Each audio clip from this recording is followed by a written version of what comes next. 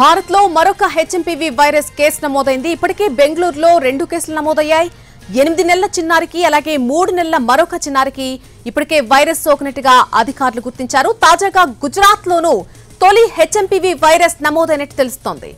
అహ్మదాబాద్ చాంద్ఖేడాలోని ఒక ప్రైవేట్ హాస్పిటల్లో చేరినటువంటి 2 ఏళ్ల చిన్నారికి హెచ్ఎంపీవీ వైరస్ సోకినట్టు చెబుతున్నారు. దీంతో భారత్ లో హెచ్ఎంపీవీ వైరస్ కేసుల సంఖ్య 3కు చేరుకుంది. చిన్నారులపై ఈ వైరస్ ప్రభావం ఎక్కువగా ఉన్నట్టు తెలుస్తోంది. బెంగళూరులో ముందుగా 8 నెలల చిన్నారికి ఈ వైరస్ సోకినట్టుగా గుర్తించారు. పాప అస్వస్థత గురికాగా తల్లిదండ్రులు ఒక ప్రైవేట్ హాస్పిటల్కి తీసుకెళ్లారు.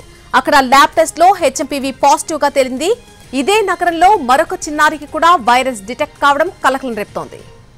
హెచ్ఎంపీవీ వైరస్ సోకితే సాధారణంగా ఉండేటువంటి లక్షణాలు చూస్తే దగ్గు, జ్వరం, ముక్కు తిప్పడ, శ్వాస తీసుకోవడంలో కొంచెం ఇబ్బంది వంటి లక్షణాలు కనిపిస్తాయి.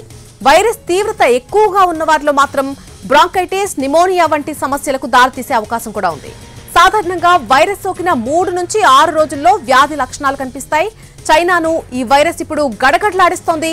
అక్కడి హాస్పిటల్స్ అన్ని కూడా పేషెంట్లతో నిండిపోయాయి.